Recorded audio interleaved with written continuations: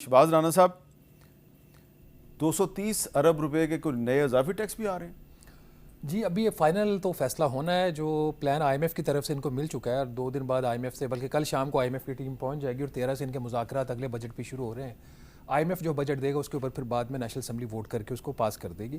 تو اس کا جو پلان ہے اس کے تحت جو آپ کی اس وقت جو ٹیکس کلیکشن ہے اس کو آپ پاکستان کی اکانومی کی جو مالیت ہے اس کے مقابلے میں دیکھیں تو کوئی 0.3% مزید اضافہ کرنا ہے، جس میں کچھ صوبوں نے کرنا اور باقی انہوں نے کرنا ہے. نہیں، لیکن فرق سلیم صاحب کہہ رہے ہیں کہ ایف بی آر کی پرفارمنس ٹھیک ہے. اچھا وہ میں اگین یہ اسٹیٹیشین ہے، میں ان کو چیلنج نہیں کر سکتا. ایک چیز میں اس میں صرف ایڈ کروں گا، باقی باتیں ان کی ساری ایبسولوٹ ٹرمز میں ساری ٹھیک بات کر رہے ہیں. میں جب جرنلزم میں آیا تو یہ کوئی اتنا 800-900 ارب اکٹھا کرتا تھا یہ ایف پی آر. تو اس وقت جو ایف بی آر کی ٹیکس کلیکشن تھی نا، پاکستان کی اکانومی کی جو کل مالیت تھی اس کا تقریباً 10% تھا اس وقت.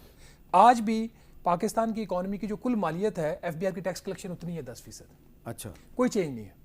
Over a period of time absolute میں نمبر اوپر گیا. مہنگائی ہوتی ہے، نئے ٹیکسز کا بوجھ پڑتا ہے، اکانومی ایکسپینڈ کرتی ہے تو کلیکشن بڑھ جاتی ہے. نہیں لیکن جب جو ٹیکس دہندگان ہیں، ٹیکس پیئرز، ان کی تعداد میں اتنا اضافہ نہیں ہوتا تو ایف بی آر کی ٹیکس کلیکشن کس طرح بڑھ جاتی ہے؟ وہ اس لیے کہ جو ابھی ڈاکٹر صاحب فرما رہے تھے، ہر موبائل فون سم کے اوپر، ہر پیٹرول کا لیٹر، ہر ڈیزل کا لیٹر، اچھا، ہر بجلی کا بل، آپ جو ٹرانزیکشن کرنے چاہیں، گاڑی لیں، بیچیں، کچھ کریں، سانس لیں، ٹیکس، مطلب ہر چیز کے اوپر ٹیکس. اچھا یہ ذرا اس پہ میں ذرا چاہتا ہوں ذرا تھوڑا سا آپ ہمیں ایجوکیٹ کریں خرم صاحب کہ اگر ہم ایف بی آر کے دیکھیں ٹیکس دہندگان کتنے رجسٹرڈ ہیں ان کے پاس، وہ اتنی زیادہ تعداد نہیں ہے. پاپولیشن پاکستان کی جتنی ہے وہ 23-24 کروڑ ہے، وہ دیکھیں، اور جو ٹیکس دہندگان ہیں تو وہ اس میں بہت فرق نظر آتا ہے.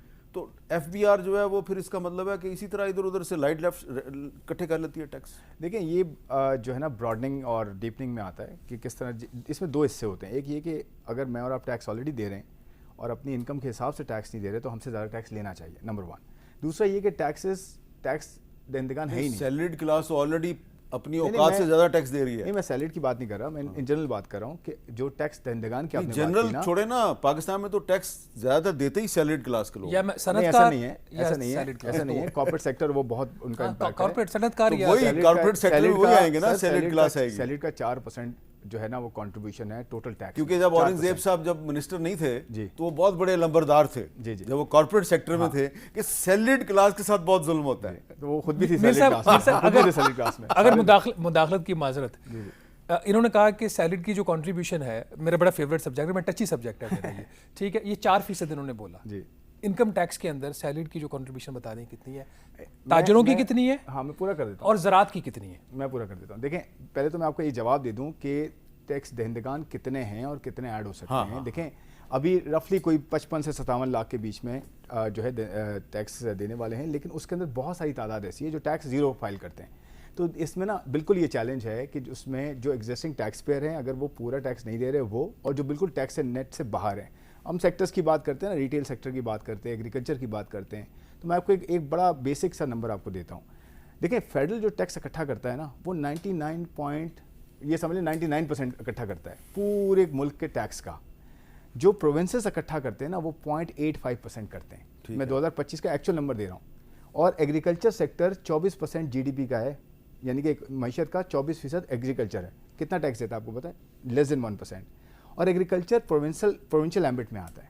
تو یہ کہاں پہ کس کو اپنا گیم اوپر کرنا چاہیے؟ پروونسز کو ساتھ آنا چاہیے نا. تو دیکھیں جہاں پہ کرٹیسزم بالکل ہو لیکن رائٹ پلیس میں ہونا چاہیے کہ کہاں جو نہیں اکٹھا کر رہا اس کو ہم کہیں کہ جی آپ اکٹھا کریں، اپنا کنٹریبیوشن کریں.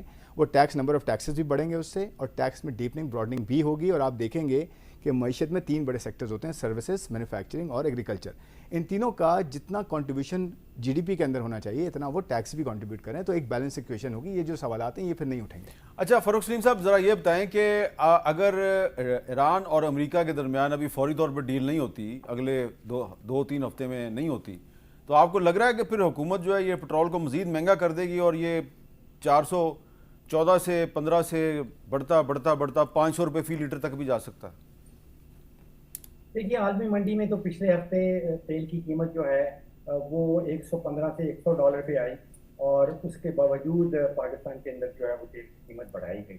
وہ 4 ڈفرینٹ کہانیاں سن رہا ہوں میں پچھلے کچھ ہفتے سے. کبھی تو بتایا جاتا ہے کہ ایک فارمولا سیٹ کیا گیا ہے، پھر یہ بتایا جاتا ہے کہ نہیں برینڈ کروڈ بڑھ گیا اس لیے ہم نے بڑھا دیا، پھر ایک وہ پلیٹ کا بھی کوئی نام لیا جاتا ہے کہ پلیٹ کے ساتھ ہم نے مل کے فارمولا بنایا ہے, اور پھر IMF کا بھی ذکر کیا جاتا ہے. تو 4 ڈفرینٹ کہانیاں ہیں. لیکن میر صاحب میں ایک اور چیز آپ کے سامنے رکھنا چاہتا ہوں. دیکھیے آپ شروع میں سفارتی بلندی کی بات کی. جس سفارتی بلندی پہ اس وقت پاکستان بیٹھا ہے وہ شاید پاکستان کی تاریخ میں پہلے کبھی نہیں دیکھی. اب موقع ہے کہ ہم نے اپنی معاشی پتے کس طرح کھیلتے ہیں.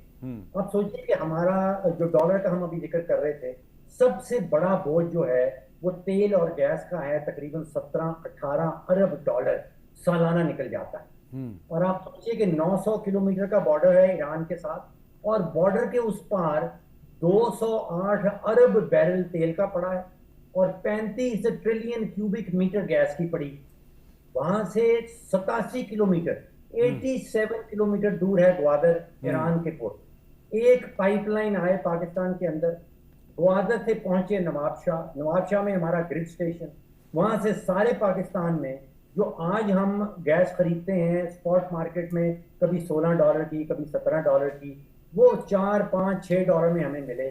تو آپ سوچئے کہ سستی تو اس کے لیے ضروری ہے نا کہ انکل ٹرمپ جو ہیں ان کو راضی کیا جائے کہ اگر ہم ایران سے گیس لیتے ہیں تو آپ کو اعتراض نہیں کریں گے.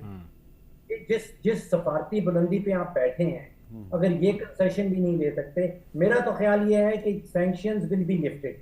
یہ جیسے جنگ ختم ہونے کی طرف جائے گی اس میں ایک شرط ہوگی, اور ایران جو ہے وہ سینکشنز اس کے اوپر سے ہٹا لی جائیں گے. اور اس کی ایک بہت بڑی وجہ ہے میر صاحب, اس وقت ایکسون, شیورون, ہیلی برٹن, شلمبرگ, یہ جو امریکہ کی بہت بڑی کمپنیاں ہیں, وہ نظر لگائے بیٹھے ہیں کہ یہ جو 208 بلین بیرل تیل ہے ایران کے پاس, وہ جب نکالنا ہے تو وہ ساری انویسٹمنٹ اس طرف سے آئے گی. تقریباً 500-600 ارب ڈالر کی انویسٹمنٹ ہوگی جو یہ امریکن کمپنیز کرنا چاہتی ہیں. تو امریکہ کا بھی انٹرسٹ ہے اس کے اندر. ٹھیک ہے جی.